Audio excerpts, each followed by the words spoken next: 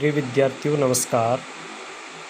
मैं प्राध्यापक शांतिलाल बिश्नोई आपके सामने आपकी एक ऐसी समस्या का समाधान लेकर उपस्थित हुआ हूँ जो हर किसी विद्यार्थी की समस्या है, हर किसी मेरे साथी की समस्या है, हर शिक्षक की समस्या है।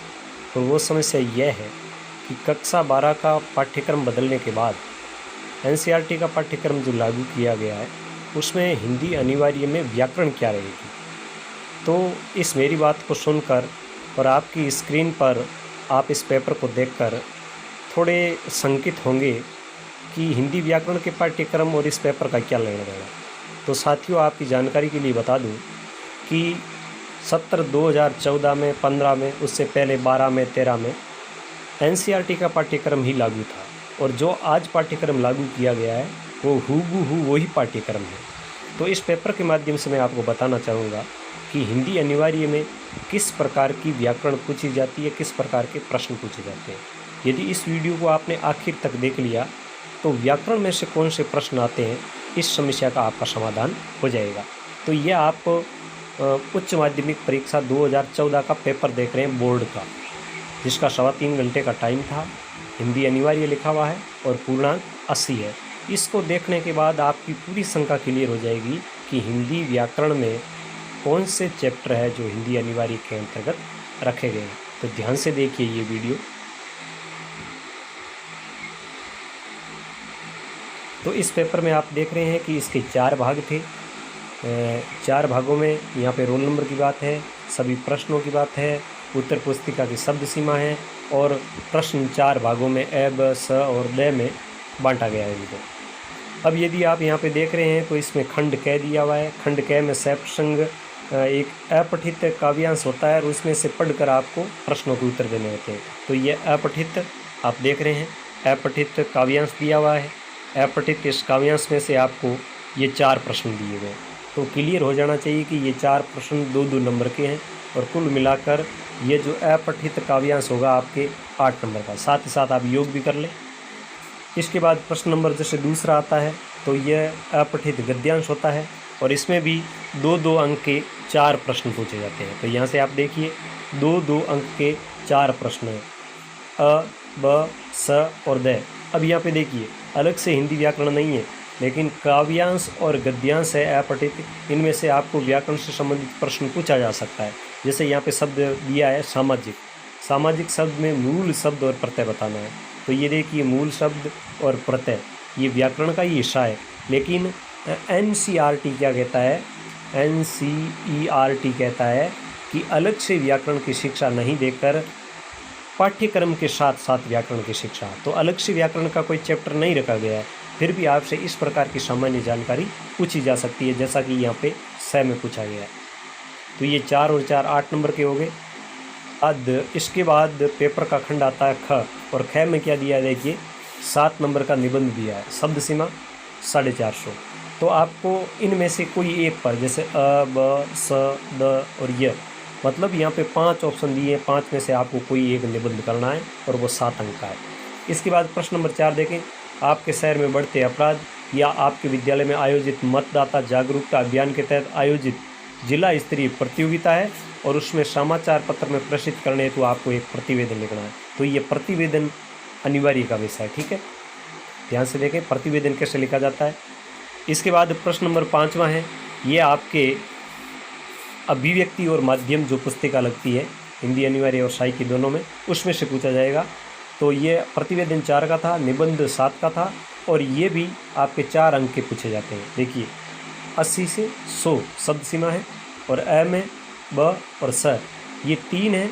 तीनों में से आपको कोई एक प्रश्न करना है और वो प्रश्न कितने अंक का है, 4 का। तो ये अभिव्यक्ति और माध्यम जो पुस्तक है उसमें से पूछा जाता है। उसके बाद ये आपके लिए थोड़ा हो सकता है नया विषय हो, लेकिन निबंध का ही संक्षिप्त रूप है आलेख और फीचर। तो इसमें देखिए प्रश्न नंबर 6 ये 4 अंक का है। इसमें अ, ब, स 3 दिए हुए, तीनों में से किसी एक पर आपको क्या लिखना है, आलेख। जैसे घटते संयुक्त परिवार, बढ़ते खतरे, टीवी विज्ञापन और उसका प्रभाव और रोजगारोन्मुखी शिक्षा की आवश्यकता। इसमें से किसी एक विषय पर आपको क्या लिखना है, आलेख, और वो कितने अंक का है, 4 का। इसके बाद प्रश्न नंबर 7 देख रहे हैं, तो यह है फीचर। क्या है? फीचर। आलेख और फीचर में अंतर करना थोड़ा कठिन है, लेकिन इसके बारे में भी हम पढ़ेंगे कि क्या आलेख होता है, क्या फीचर होता है। तो ये भी 3 दिए हुए हैं और तीनों में से आपको कोई एक करना है, और वो भी कितने अंक का है? 3 अंक का। तो ये भी एक तरीके से हम देखें रचना शीर्षक के अंतर्गत आता है। अपने कहते हैं ना व्याकरण और रचना, तो इसमें निबंध, प्रतिवेदन, आलेख और फीचर, मतलब 7, 3 10, 4 14 और 4 का प्रतिवेदन, 14 और 4 18।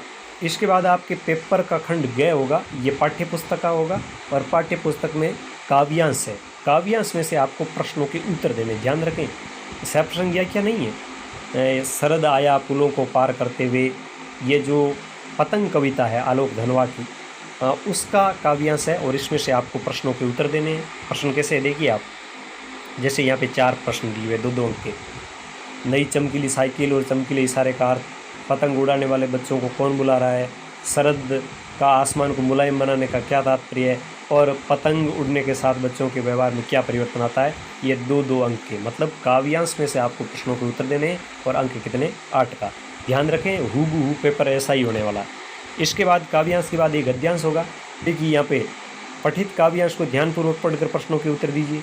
तो ये आप यहाँ पे देख रहे हैं, तो इसमें से भी वही बात है, इसमें भी 2-2 अंक के ही है, 2 2 2 और 2, मतलब ये काव्यांश है 8 का है, और अथवा में से इसको आपके एक तरीके से आपको इन प्रश्नों के उत्तर देने हैं।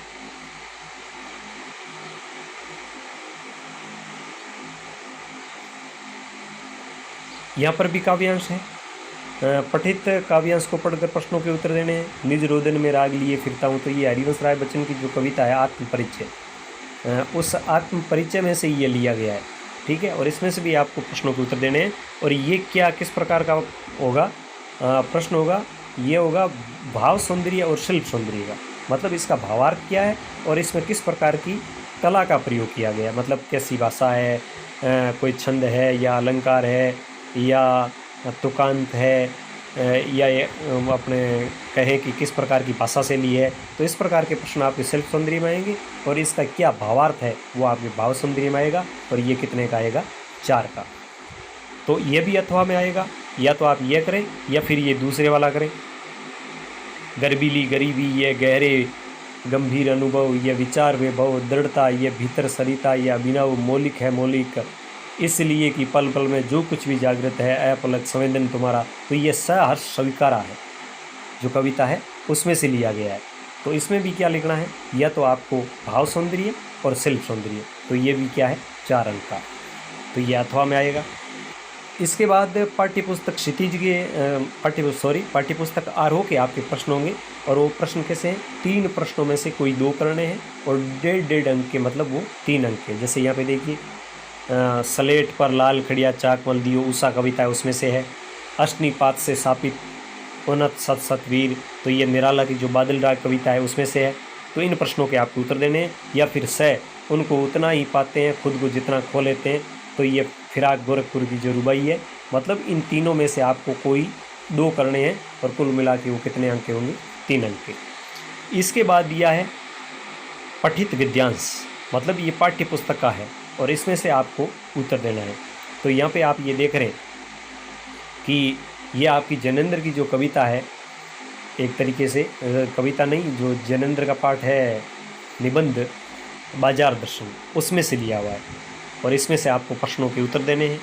तो यहाँ पे आप देख रहे हैं प्रश्नों के उत्तर, 3 प्रश्न पूछे हैं, और इनमें से देखिए 2 अंक का, 2 अंक का, 2 अंक का, मतलब पठित गद्यांश होगा पाठ्यपुस्तक का, और उसमें से 6 अंक के आपको प्रश्न पूछे जाएंगे। या फिर अथवा में दिया हुआ है तो आप वहाँ से कर सकते हैं। जैसे यहाँ पे देखिए आप महादेवी वर्मा की जो कहानी है भक्तिन, उसमें से लिया गया है, और इसमें से भी आपको 3 प्रश्न पूछे जाते हैं। ये 3 प्रश्न आपको करने हैं, या तो ऊपर वाले 3 करें, आप ये करें। कुल मिला के ये गद्यांश आपके 6 अंकों के प्रश्नों वाला होगा। प्रश्न नंबर 12 देख रहे हैं, इसमें भी यही है कि 4 प्रश्नों में से कोई 3 करने हैं आपको, और 3 प्रश्न 3-3 अंक के, मतलब कुल 9 अंक के हैं। काले मेघा पानी दे, धर्मवीर भारती, पहलवान की ढोलक, फणीश्वर नाथ रेणु, और शिरीष के फूल, हजारी प्रसाद द्विवेदी, और अम्बेडकर का जो पाठ है। इन 4 पाठों में से ये 4 प्रश्न पूछे हैं, आपको 3 ही करने हैं और प्रत्येक कितने अंक का है, 3 अंक का, मतलब 3 करने हैं तो आपको अंक कितने मिलेंगे, 9। इसके बाद जो पेपर का खंड घ होगा, इसमें जो आपकी पाठ्य पुस्तक है आरोह के साथ में वितान लगती है, तो उस वितान से 3 प्रश्न पूछे जाते हैं और प्रत्येक प्रश्न 2-2 अंक का होता है। जैसे सिल्वर वेडिंग में से है, जूझ में से है और मोहनजोदड़ो में से है, तो इनमें से आपको 3 प्रश्न पूछे जाएंगे और वो कितने अंक के होंगे, 6। ये पाठ्य पुस्तक वितान से है। प्रश्न नंबर 14 है, ये भी वितान से है, ये जूझ में से लिया हुआ है, ये मोहनजोदड़ो और ये एन फ्रैंक की जो डायरी है उसमें से लिया हुआ है। 3 प्रश्न है और प्रत्येक प्रश्न एक तरीके से आप 3 प्रश्न में से आपको 2 प्रश्न करने, प्रत्येक प्रश्न 1.5 अंक का है और कुल मिला के ये भाग है आपके 14 प्रश्न वाला, ये 3 अंक का है। इसके बाद प्रश्न नंबर 15 है और प्रश्न नंबर 15 में भी जो आपके प्रश्न है वो वितान के ही है। 2 में से कोई एक निबंधात्मक प्रश्न करना है और वो 3 अंक का होगा। जैसे जूझ में से ये लिया हुआ है और ये एन फ्रैंक की डायरी में से लिया हुआ है, इन दोनों में से कोई आपको एक करना है और वो कितने अंक का है, 3 अंक का। तो प्रिय विद्यार्थियों, इस प्रकार जो आपका पेपर होगा वो हूबहू बोर्ड का पेपर हिंदी अनिवार्य का ऐसा ही रहेगा, क्योंकि पहले भी आरोह और वितान हिंदी अनिवार्य में पुस्तक लगती थी और व्याकरण के यही ऐसे ही चैप्टर थे। तो मैं आपसे यही कहना चाहूँगा कि व्याकरण की सामान्य जानकारी तो आपको होनी चाहिए, लेकिन अलग से आपके कोई व्याकरण नहीं है। सिर्फ और सिर्फ इसमें व्याकरण का एक ही प्रश्न पूछा, मूल शब्द और प्रत्यय का। उसके अलावा व्याकरण का किसी प्रकार का प्रश्न नहीं आया। तो आप मूल रूप से तैयारी करें। वो किसकी करें, प्रतिवेदन की तैयारी करें, निबंध की तैयारी करें, आलेख की करें और फीचर की करें। मतलब ये आपके रचना शीर्षक के अंतर्गत इस पाठ्यपुस्तक में रहेंगे। बाकी आपकी आरोह और वितान जो पुस्तकें वो रहेगी। इसके अतिरिक्त हिंदी व्याकरण का और कोई चैप्टर अपनी पाठ्यपुस्तक में नहीं है। उम्मीद करता हूँ इस पेपर को देखने के बाद आपकी व्याकरण संबंधी शंका है उसका समाधान हो गया होगा। अनेक विद्यार्थी भी पूछते हैं, अनेक साथियों की भी ये शंका है कि आखिर व्याकरण में क्या रहेगा। तो मैं उम्मीद करता हूँ कि इस पेपर को देखने के बाद, इस वीडियो को देखने के बाद आपकी तमाम शंकाओं का समाधान हो गया होगा। और ऐसी शंका और किसी विद्यार्थी को, साथी को है तो इस वीडियो को आप अधिक से अधिक शेयर करें, वीडियो को लाइक करें और चैनल को सब्सक्राइब करना बिल्कुल नहीं भूलें। धन्यवाद।